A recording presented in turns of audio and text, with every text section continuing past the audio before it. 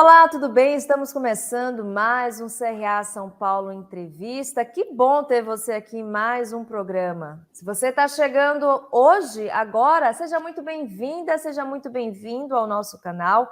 Aproveita para se inscrever aqui com a gente. Não esqueça de ativar as notificações no sininho aqui embaixo, de deixar os seus comentários e, claro, né, de deixar o seu like. Essa interação para a gente é muito importante.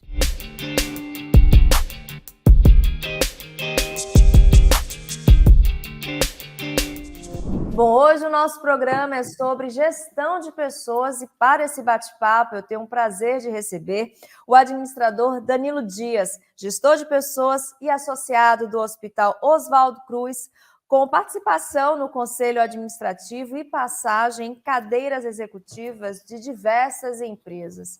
Tudo bem, Danilo? Seja muito bem-vindo ao nosso programa. Oi, Maria Rita. Prazer é todo meu de estar aqui com vocês. Espero que a gente tenha um bom bate-papo para agregar valor para as pessoas que estão nos assistindo. Com certeza. E para a gente, né, começar a nossa conversa, eu gostaria de pedir para você explicar, né, como é que funciona, o que é a gestão de pessoas dentro de uma empresa. É basicamente uma prática de gestão que faz a alocação de recursos para que a empresa alcance seus objetivos, né? Seja ela de crescimento, seja qual for o objetivo, e isso normalmente é feito através de políticas que são adotadas dentro dos subsistemas de RH, como, por exemplo, atração, remuneração, comunicação, né?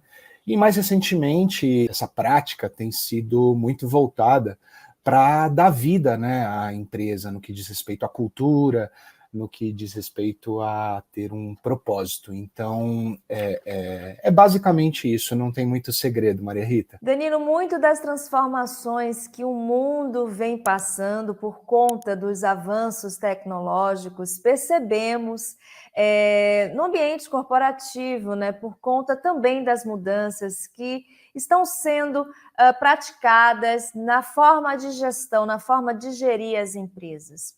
Daí eu gostaria de saber como é que você está acompanhando essas transformações, fazendo um corte, né, para a gestão de pessoas. Por exemplo, o que é que antes era praticado na gestão de pessoas e que hoje em dia a gente não costuma mais encontrar?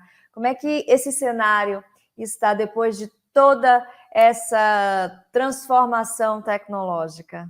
Eu acho que no passado a gente teve um modelo de gestão tradicional, das empresas tradicionais, que foi muito eficiente, funcionou em muitas empresas, né? O fato é que com essas disrupções que a gente vem observando, com novas tecnologias, né? E também a agilidade do mundo, né? No que diz respeito a essas mudanças que vêm acontecendo, elas trouxeram outras variáveis para esse modelo de gestão. O fato é que ninguém ainda tem esse novo modelo de gestão, mas dentro desse contexto, hoje essas variáveis elas vão muito além. Hoje a gente fala da prática de ESG, né, que trata-se a respeito do meio ambiente, né, da gestão das comunidades e, sem dúvida, a governança. E essas são variáveis que estão sendo cada vez mais introduzidas dentro desse modelo de gestão que envolve a gestão de gente. No final do dia, o que a gente tem observado é uma necessidade de uma gestão mais ágil, uma gestão que aceita mais os erros e, fundamentalmente, é ágil para reagir a eles, né? Então, são novas variáveis que estão em curso, como eu descrevi, com um comportamento um pouco mais ágil para não se perder o timing, né? Como muitas empresas gigantes do setor que foram muito, de fato, especiais no passado, algumas delas não se deram bem tentando se ressignificar. E esse é um processo que hoje está muito mais comum. Uma característica da gestão ágil é a liderança horizontal, né? Inclusive se considera muito hoje uma liderança assertiva, aquela liderança que apoia os seus colaboradores, né, que há o compartilhamento de conhecimento. Aí vem a minha pergunta, para esse líder que quer implantar esse novo modelo de liderança, mas encontra, né, um entrave de uma cultura empresarial ainda arcaica, ainda muito naquela manda quem pode, obedece quem tem juízo. Que conselho você daria? Por onde esse líder pode começar a inserir essa liderança horizontal? Bom, a gente está vivendo essa transformação, né? Então tem muita gente que está com o pé numa canoa e o pé na outra canoa. Eu acho que o que eu tenho observado, o meu aprendizado, né, é que é essencial para que você consiga lidar com esses dois mundos, que você tenha disponibilidade, né? Eu costumo dizer para aqueles com quem eu interajo que quanto mais você sobe hierarquicamente numa organização, mais tempo você tem que dedicar, né, aos seus subordinados, né? Eu acho que o mantra que eu sempre tenho falado é que líder que se preza, ele gasta pelo menos 50% do tempo dele com a equipe, seja para repriorizar as coisas que estão acontecendo, seja para ouvir ou mesmo dar feedback genuinamente. Eu acho que esse é o primeiro ponto. Eu não sei como é que vai ser daqui a algum tempo, quando tudo isso estabilizar e a gente encontrar um melhor modelo.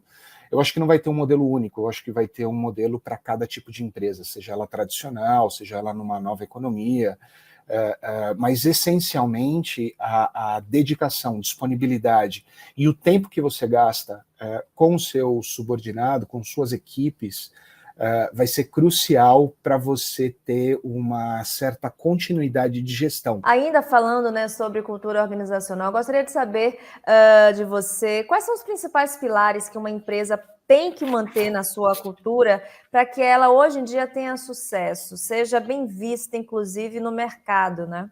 Cada negócio é de um jeito, né? Não se pode colocar tudo dentro do mesmo balde, né? Existem negócios que têm ciclos longos, negócios que têm ciclos curtos, e para cada tipo de negócio você tem que ter uma forma de atuação. Quem sou eu para colocar uma única regra para todos? O que eu acho que é essencial numa cultura, e que eu acho que é perene em muitas organizações, é a gente ter uma cultura da curiosidade, né, e uma cultura de agilidade.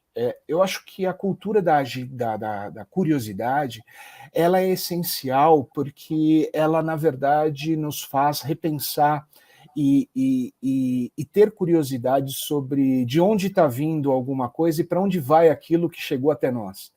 E dessa maneira você se torna menos preconceituoso, mais aberto ao novo, mais disposto a questionar o status quo, e com isso continua fazendo descobertas, né? Eu acho que a grande sacada é que a gente faz descobertas ao longo da nossa carreira e, curiosamente, quando a gente acha que não tem mais, ainda existe. E deixar de procurar essas descobertas e ser aberto à curiosidade, eu acho que pode limitar demasiadamente o futuro das organizações. E agilidade, porque é só a gente olhar para trás e enxergar que o mundo está muito rápido, né? E eu acho que se você não mantiver esse mesmo, vamos dizer assim, esse mesmo pace, essa mesma forma, ou seja, se você não criar essa agilidade, você vai, de alguma forma, ficar para trás competitivamente. Você tem uma experiência vasta, né? Passou por diversas empresas, sempre trabalhando com esse lado da gestão de pessoas, inclusive também preparando empresas para abertura de capital. Mas antes da gente falar sobre esse ponto, né, que eu também quero saber se há necessidade de ter um certo cuidado, né, com os colaboradores quando a empresa está abrindo capital, eu quero saber o seguinte: por essas empresas que você passou, essas diferentes empresas, eu imagino que você tenha se preparado de forma única para atuar em cada uma delas. Aí vem a minha pergunta: como é que você se preparava? Quais são as principais características ou as principais informações que um gestor de pessoas precisa ter quando ele vai assumir, né, um cargo, uma posição em uma nova empresa? Eu acho que quando a gente fala de gente, né, A primeira coisa é que a gente tem que gostar de gente, a gente tem que acreditar nas pessoas, a gente tem que ter um espírito de dar uma segunda chance, a gente tem que ser menos cético, porque as pessoas erram, né? Então, eu acho que a primeira preparação é essa preparação que a gente tem que ter, acreditando que as pessoas podem fazer diferente a partir dos seus próprios erros. Então, eu tive a oportunidade de ser formado em boas escolas, né? Em boas escolas de negócios. Isso trouxe para mim destravou algumas habilidades. Eu acho que, primeiro, né, entender o negócio, né? Saber ler o negócio. Isso significa entender, muitas vezes, dos números, né? Em segundo lugar, entender o propósito, os objetivos, né? Então, decodificar tudo isso para conseguir, a partir daí, elaborar um plano de trabalho com metas claras, objetivos claros, eu acho que é o primeiro passo. E eu acho que nas escolas por onde eu passei, especialmente no início da minha carreira, eu aprendi muito sobre isso, né? Muito sobre o negócio, muito sobre processos, né? Muito sobre liderança. Isso tudo fundamentalmente me preparou para eu poder trilhar um pouco dessa trajetória que eu construí até aqui. Você também tem experiência no preparo da empresa para abertura de capital. Como é que fica, né, o cuidado com os colaboradores nesse momento? Existem cuidados específicos? Esse processo de uma empresa se preparar para ser pública, né? Na essência desse assunto, a gente está falando que haverá uma mudança no controle acionário da empresa, ou eventualmente, não no controle, mas na composição acionária. E quando a gente vai preparar uma empresa para uma abertura de capital, a primeira coisa que a gente tem que entender é que nós temos que fazer um trabalho para perenizar essa empresa, para que o novo investidor entrando, ele enxergue uma empresa que é organizada, que tem essencialmente uma governança, que traz a segurança para este investidor que esse investimento que ele está fazendo vai trazer retorno. Então, quando você parte desse princípio, na gestão de pessoas, você imagina que o primeiro passo é sobre as pessoas, né? Porque você tem que ter uma cultura, pilares de cultura sólidos, né? Que realmente definem aquele espírito, que definem o propósito da empresa. Então, eu acho que esse é o primeiro passo para você compreender qual é o tipo de trabalho que tem que ser feito na hora de você preparar uma empresa para abertura de capital. Com isso decodificado, com isso preparado, aí você pode então preparar as fundações para esse crescimento, se é esse o objetivo. E com isso, né, na verdade, você consegue dar uma estabilidade maior, seja na rotatividade, e isso produz maiores resultados. Então, é perenidade, ter uma cultura que tenha vida, não seja só uma coisa na parede, e que ela consiga transpirar, né, esses propósitos para a busca de resultado contínuo e retorno ao acionista. Bom, eu imagino que motivar uma equipe seja um dos grandes talentos de um líder, né? É preciso, não sei até se a pessoa já nasce com esse dom de motivação, de ter esse engajamento. E a gente sabe também que, hoje em dia, alguns conceitos estão sendo inseridos nas empresas, como um ambiente corporativo mais diverso, inclusivo, equidade de gêneros. Aí eu gostaria de saber como um líder pode inserir tudo isso dentro dessa política de motivação, de modo que todos se sintam contemplados, né? E que o aproveitamento, o desenvolvimento do dia a dia também seja positivo e, claro, né, dê retorno para a empresa. Eu acho que nós estamos vivendo esse mundo em que nós, líderes, nós precisamos ter políticas de afirmação, né, com relação a esta diversidade, que promova na cultura da empresa esse respeito ao questionamento do status quo, e com isso a gente faça novas descobertas para nos tornarmos mais competitivos. isso requer um certo posicionamento da empresa e requer uma certa disciplina de executar isso para se obter resultados melhores, né?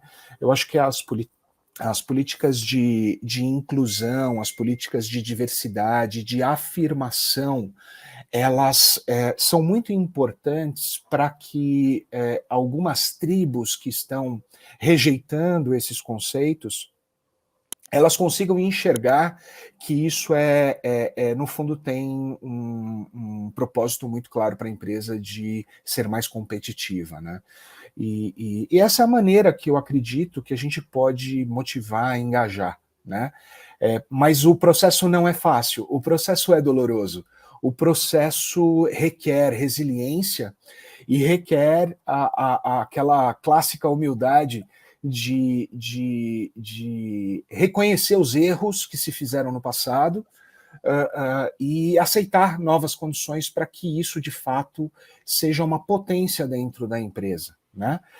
E isso se torne uma vantagem competitiva. Então, essa é a minha maneira de pensar e de raciocinar a respeito desse ambiente mais diverso, que, na minha opinião, só soma, ele não diminui de forma nenhuma. Mas as empresas, especialmente lá no topo, e ainda mais com essa transformação geracional que nós estamos tendo dos líderes, tem um processo para ser conduzido para que isso fique mais perene. Bacana. Bom, a gente tem aqui, Danilo, no canal, uma editoria chamada Explica DM, onde a gente traz explicações sobre alguns termos da administração, da gestão. E um desses programas é sobre o turnover, né? Que a gente sabe que é um grande problema que algumas empresas acabam enfrentando, principalmente por não ter a habilidade de reter talentos. Aí eu gostaria, primeiramente, de fazer um convite a vocês que nunca ouviram falar sobre esse tema, esse assunto, turnover. Daqui a pouquinho, depois do programa, você procura aqui no Explica DM, né? Esse programa para você entender mais. E agora eu quero pedir para você, Danilo, explicar um pouco, né? Como é que um líder pode desenvolver essa habilidade de reter um talento diante de tudo isso que a gente está vivendo? São colaboradores que estão em busca de propósitos, são colaboradores que procuram alinhar a cultura organizacional com a sua própria cultura pessoal. São muitos fatores, né? Se torna um grande desafio na gestão de pessoas hoje em dia, essa questão da retenção de talentos, de amenizar o turnover. O turnover, ou a rotatividade, né, como a gente costuma chamar também, simplesmente é a frequência com que a sua empresa ela admite ou desliga funcionários, né? E eu acho que a regra básica que nós precisamos compreender e que está na nossa legislação, na CLT, inclusive, é a gente fazer o básico, e o básico é aquele acompanhamento de 90 dias iniciais, né? Como todo relacionamento que se inicia, existe um período que é o período inicial, que você precisa saber se aquelas expectativas antes de se relacionar, elas encontram alguma realidade ou não.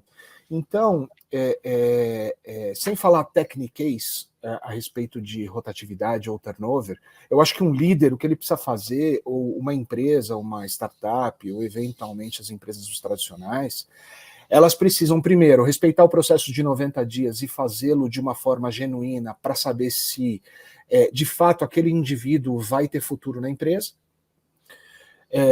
A segunda coisa é que precisa ter uma escuta absolutamente ativa, né?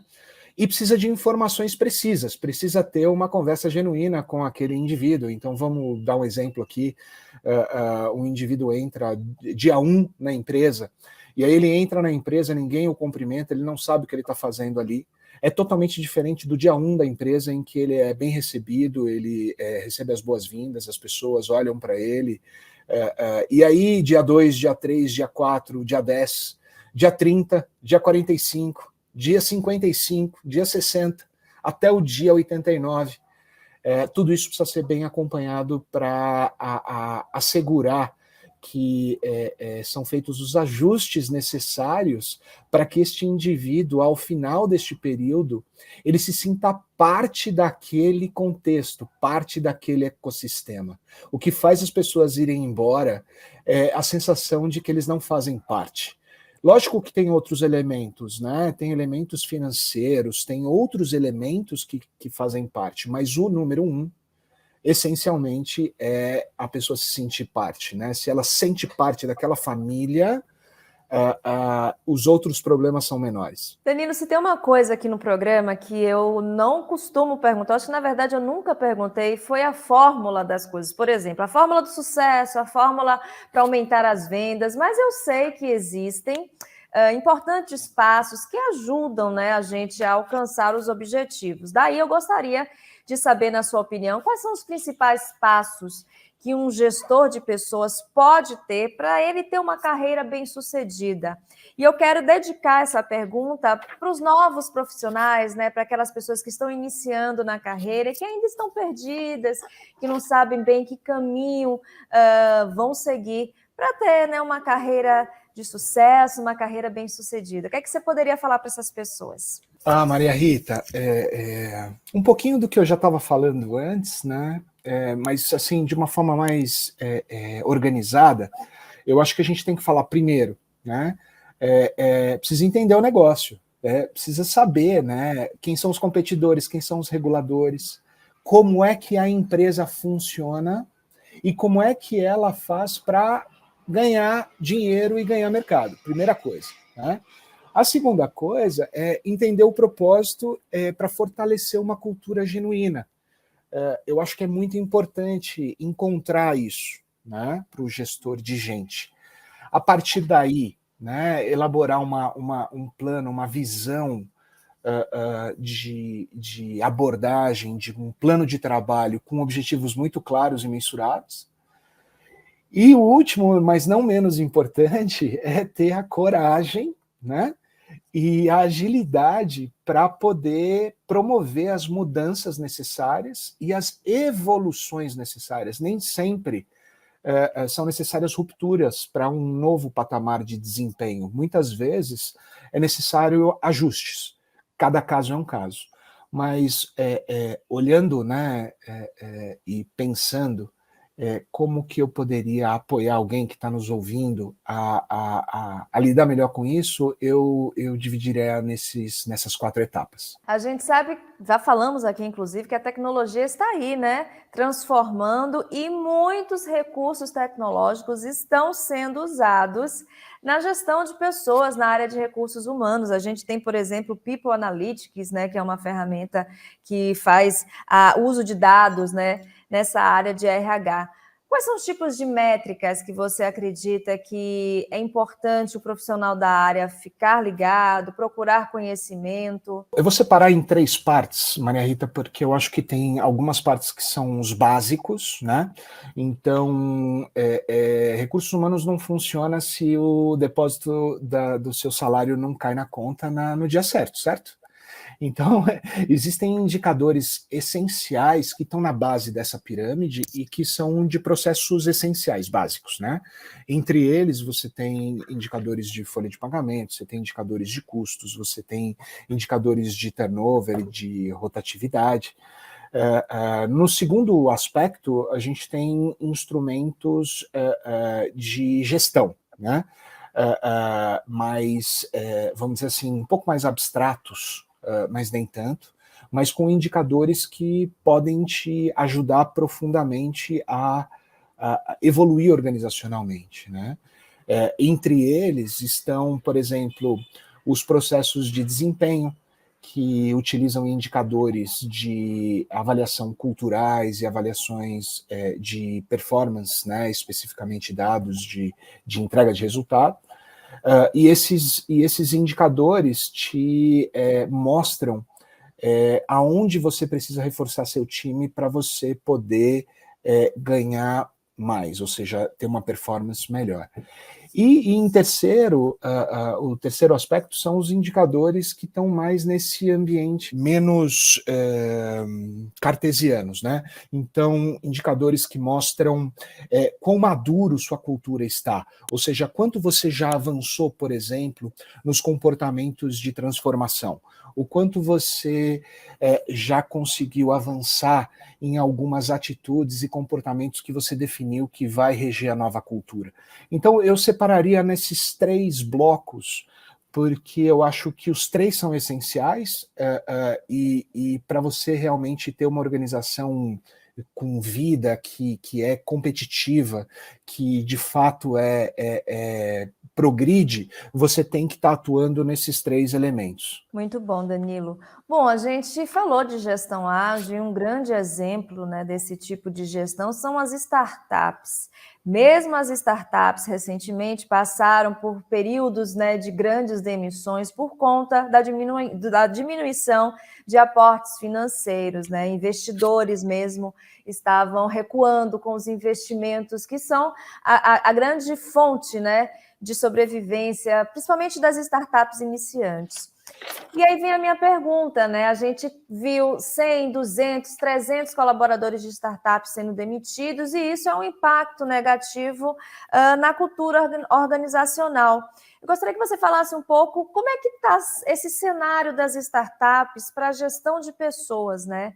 Como é que você tem acompanhado isso? Super desafio, porque se você, para você gerir gente na empresa tradicional, você tem que ser capaz de antecipar alguns elementos do futuro para você se preparar hoje.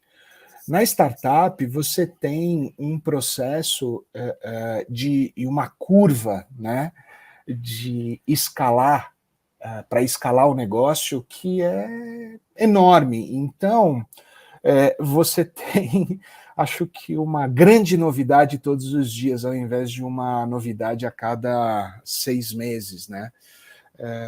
Eu acho que tem 2 elementos importantes nessa sua pergunta. O primeiro elemento é a gente entender como essas empresas são financiadas e os investidores que estão por trás dessa empresa, quais são as expectativas e o custo do dinheiro, que é um pouco do que nós estamos vivendo hoje nesse cenário de aumento de juros e do custo do dinheiro ficando mais caro. E alguns investidores estão revendo as suas apostas, né, em startups. Então, essa é a primeira coisa. Eu acho que tem um aspecto macro que envolve as startups que estão além da gestão delas. Em segundo lugar, gestão de pessoas numa startup requer revisão constante da performance dos indivíduos, desse processo de escalada que ela se encontra. Então ele é bastante intenso, bastante difícil. Eu acho que o processo de redução de quadro, ele vem na medida em que as empresas alcançam novos patamares de desempenho, e isso faz com que elas tenham que adaptar a sua estrutura organizacional. Então, vamos lá. Se eu tenho uma startup de 50 pessoas, eu tenho uma estrutura com 2 camadas organizacionais. Se eu tenho uma empresa com 100, 150, 250, talvez eu precise de 3 camadas organizacionais, não 2. Então, assim, você precisa constantemente revisitar isso para saber como é que você faz para continuar escalando, porque o nome do jogo é escalar. Ou seja, se hoje, dia 1, eu tenho 5 clientes, é esperado que no dia 10 eu não tenha 5, eu tenha 150. E no dia 365, eu tenha 5.000. Então, sua estrutura para lidar com isso tem que ser outra.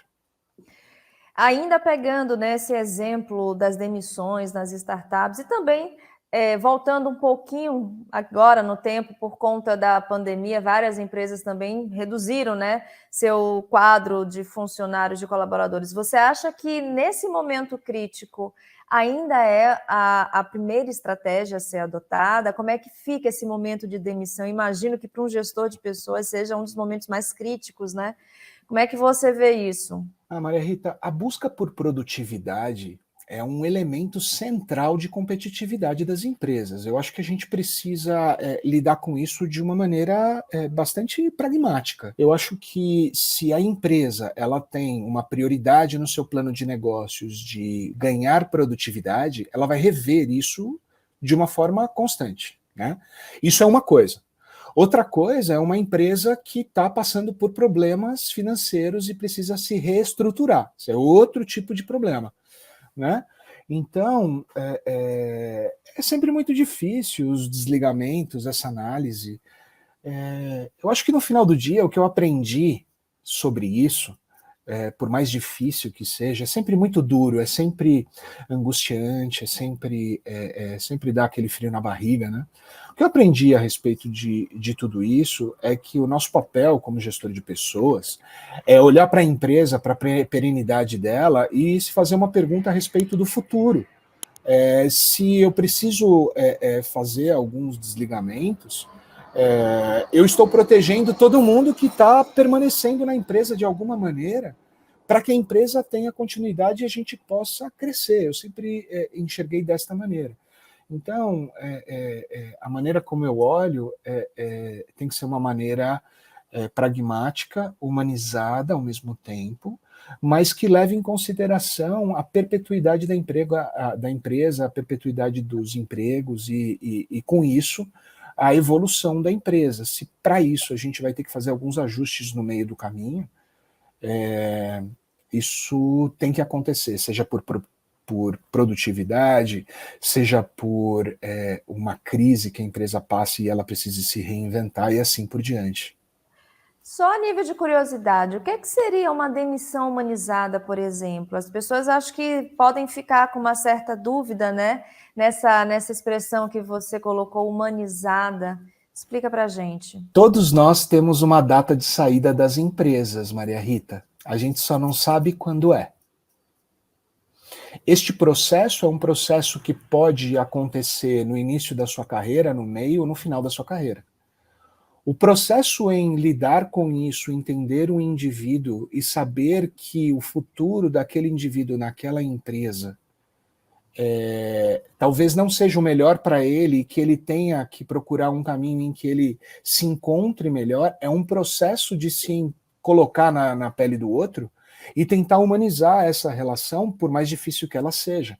Então, eu já tive casos em que a pessoa realmente ficou sentida no momento da comunicação, mas eu tive retornos futuros dizendo, poxa, muito obrigado, eu encontrei um novo lugar muito melhor e eu me sinto, assim, muito mais feliz onde eu estou.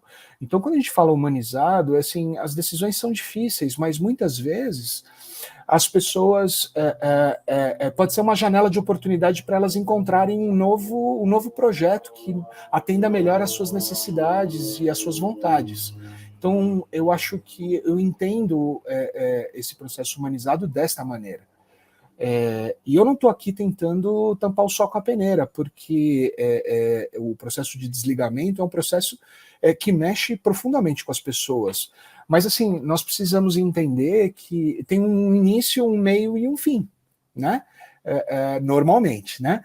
E respeitar esse fim e dar contornos a ele para que a pessoa possa evoluir individualmente, eu acho que é o nosso papel, de alguma maneira. Bom, antes da gente passar para a segunda metade aqui do nosso programa, para o finalzinho do nosso programa, e querer saber um pouquinho mais sobre esse período importante que você está passando, né? Mas daqui a pouco eu vou falar para vocês que período é esse. A gente sabe que a área de RH ela é dividida por algumas sub-áreas, digamos assim, recrutamento de pessoas, folha de pagamento, treinamento, desenvolvimento, remuneração, enfim, são diversas especificações ali da área. Como é que é feita essa divisão de prática no dia a dia? É por aptidão do gestor? É por necessidade, né, de ter alguém ali naquela colocação naquele momento? Há uma regra geral para isso? Olha, a regra geral que eu aplico é a regra da eficiência de processo.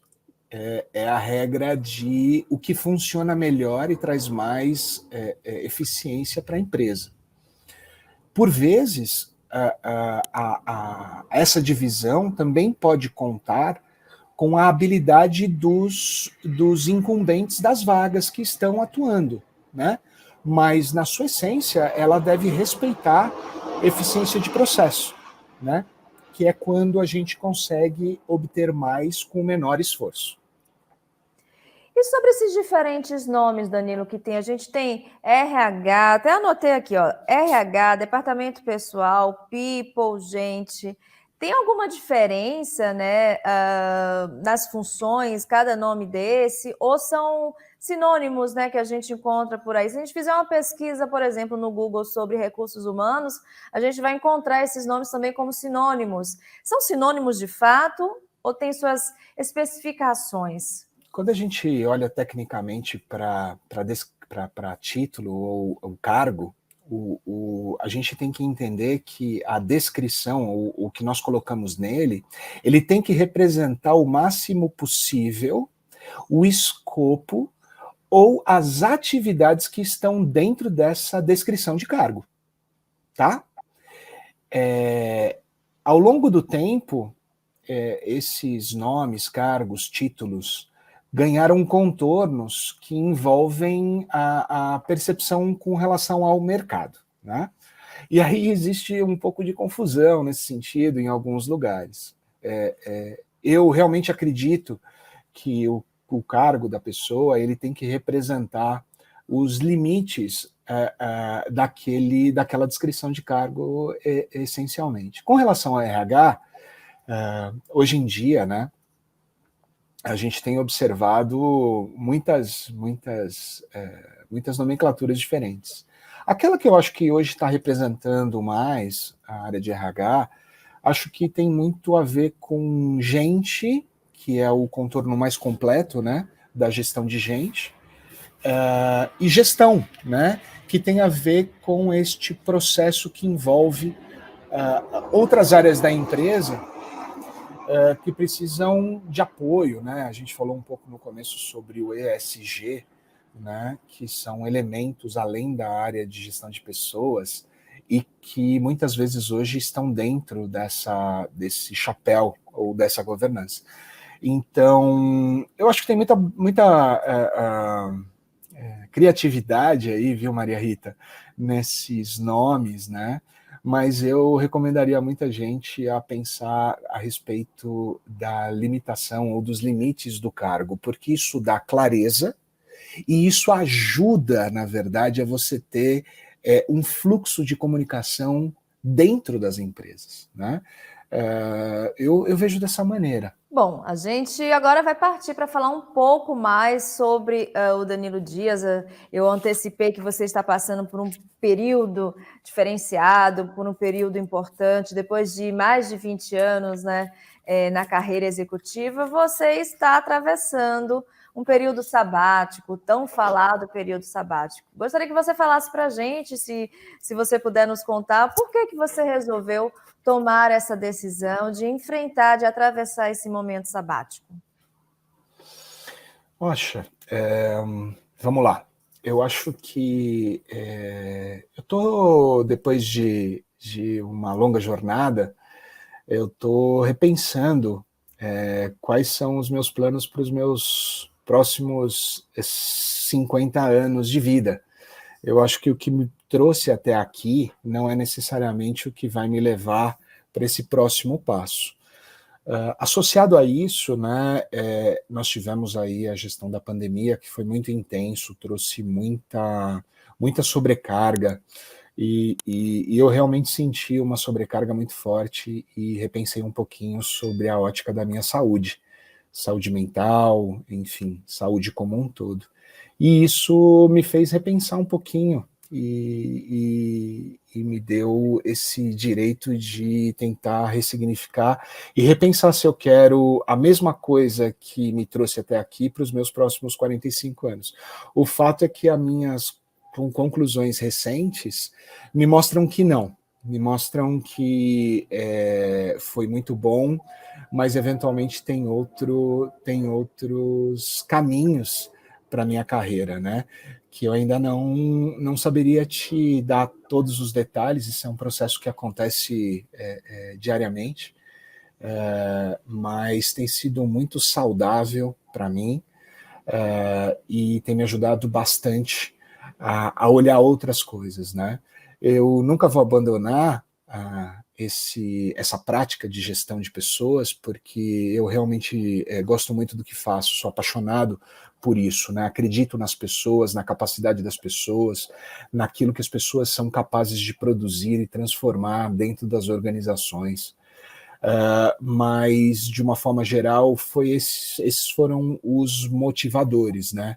Eu tenho iniciado uma jornada, né? Você falou sobre conselho de administração, eu ainda estou engatinhando nesse caminho, eu tenho orgulho de estar acompanhando o processo de transformação que está acontecendo no Hospital Oswaldo Cruz, que é um hospital de referência que tem mais de 120 anos e tenho me colocado à disposição para com eles, nesse processo de transformação do Conselho de Administração, poder estar presente e poder levar algumas contribuições. Mas, de fato, a minha atuação é como associado e ela é uma atuação que visa só um apoio mais distante. Mas tenho, sim, o desejo de estar mais presente nos conselhos de administração daqui para frente. Mas não vejo isso como uma atuação que domina a minha agenda. Então, eu acho que é isso. É uma pergunta boa, uma pergunta difícil e que eu não tenho todas as respostas ainda, Maria Rita, mas eu espero fazer essas descobertas. Que bacana, não, que bacana trazer esse depoimento aqui para a gente. Eu achei até importante a gente incluir aqui na nossa entrevista, porque eu sei que muita gente que está nos assistindo pode também estar passando por esse momento de transição de carreira, de repensar mesmo, né, uma longa trajetória profissional. E aproveitando, né, as suas palavras, eu gostaria de te pedir até um convite. Você, como administrador registrado aqui no Conselho Regional de Administração de São Paulo, eu gostaria que você falasse um pouco, na verdade, fizesse um convite, né, para as pessoas que estão nesse momento de transição de carreira, ou então que estão iniciando uma carreira. O porquê que é importante delas se dedicarem a essa área de gestão de pessoas, que a gente já viu que você domina o assunto e você acabou se declarando como um apaixonado, né, por essa área. Então, vou te pedir essa gentileza de você fazer um convite para os seus colegas administradores se interessarem também pela atuação na área da gestão de pessoas. Legal. Obrigado, Maria Rita, pela oportunidade.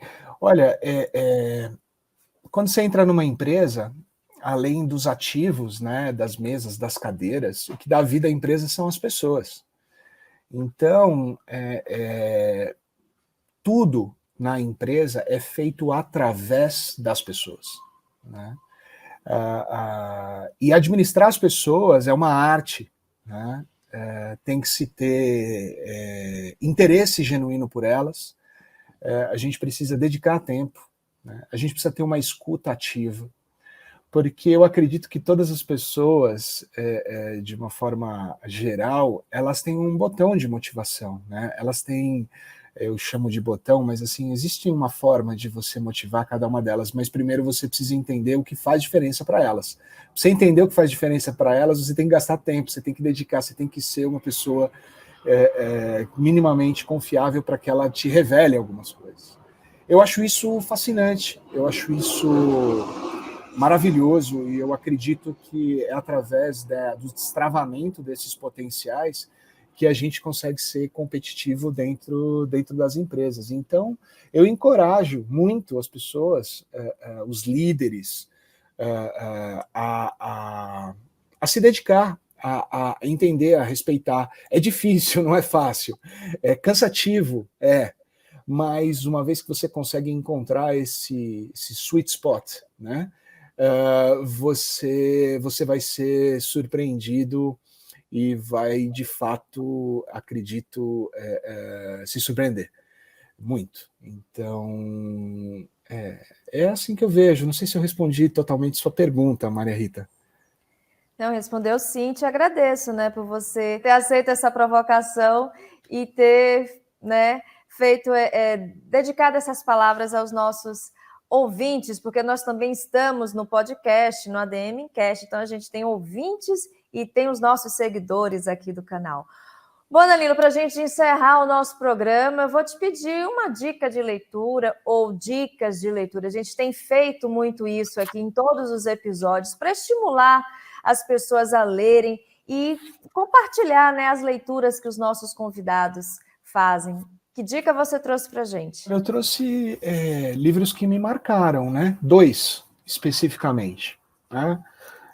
Um deles é o Mauá, né, que é do Jorge Caldeira, que para mim é um livro maravilhoso, porque na essência dele ele fala sobre curiosidade e o que a curiosidade fez com um jovem que era órfão e se tornou o maior empresário do Brasil, né, nessa época, né, na época da colônia, né, eu não me lembro exatamente se era o Império, enfim, mas antes da República, se eu não estou enganado. E o segundo é um livro americano, que eu não sei se já tem tradução para o Brasil, eu acredito que não, mas é um livro do Marshall Goldsmith, que ele fala que, enfim, o que te trouxe até aqui não vai te levar lá, né? Então, o I got you here won't take you there. Eu acho que esse livro, ele mostra muito a respeito de nossos próprios limites ao longo da nossa carreira e como a gente consegue ultrapassar esses limites ou superar esses limites de acordo com os ciclos de carreira que a gente tem. Então, eu acho que esses são os 2 livros que eu deixo para vocês e espero que vocês gostem muito. Tem para todos os tipos de leitores, os brasileiros e aqueles interessados em algum material mais global. Bom, eu quero muitíssimo te agradecer pelas dicas, por esse bate-papo, por você ter compartilhado aqui com a gente a sua grande experiência nessa área de gestão de pessoas. Eu sei que muita gente que está nos assistindo, assim que terminar aqui o programa, vai querer te procurar, vai te procurar nas redes sociais, no LinkedIn. Gostaria de te pedir um contato, né, para essas pessoas seguirem você a partir de hoje. Bom, pode me seguir pelo LinkedIn, também tenho acesso ao Twitter. Não sou um usuário muito assíduo, mas venho aprendendo a trabalhar com isso um pouquinho mais. Então, esses são os caminhos, né? Basicamente, LinkedIn, Twitter, tem uma conta também no Instagram, mas ela serve para outras finalidades. E os dados você vai poder me encontrar entrando lá no LinkedIn, tem lá as redes, eu não sei se é mais fácil do que eu falar aqui o endereço. A gente coloca aqui embaixo o seu LinkedIn e seu Twitter. Tá bom, Danilo? Mais uma vez, muito obrigada pela sua participação aqui com a gente. Um prazer tê-lo aqui conosco. Espero que outras oportunidades surjam. Obrigado, Maria Rita. Prazer em te conhecer a equipe do CRA de São Paulo. Parabéns pela iniciativa. E foi um prazer para mim. Espero que tenha agregado valor para quem nos ouve e tenha promovido alguma nova descoberta para algumas pessoas. Muito obrigado. E obrigada a vocês que ficaram conosco em mais uma edição do CRA São Paulo Entrevista. Espero que vocês tenham gostado. Escrevam aqui nos comentários o que vocês acharam sobre o nosso programa de hoje e também sugiram outros nomes, outros assuntos, né, outros temas principais aqui para a nossa conversa. Bom, se você ainda não é inscrito aqui no canal, aproveita. Antes de terminar aqui esse vídeo, se inscreva, não esqueça de ativar as notificações no sininho aqui embaixo e de deixar o seu like. Combinado? Até a próxima. Tchau, tchau. Então, o network também linkando com o LinkedIn é algo também a longo prazo. Não é algo assim, claro que você pode criar laços numa organização, sendo uma organização extremamente duradoura. Eu fiquei 15 anos numa empresa, 10 anos numa empresa, naturalmente o seu network pode ser maior nessa organização, mas às vezes você ficou dois meses numa empresa, 3 meses, num projeto mais curto,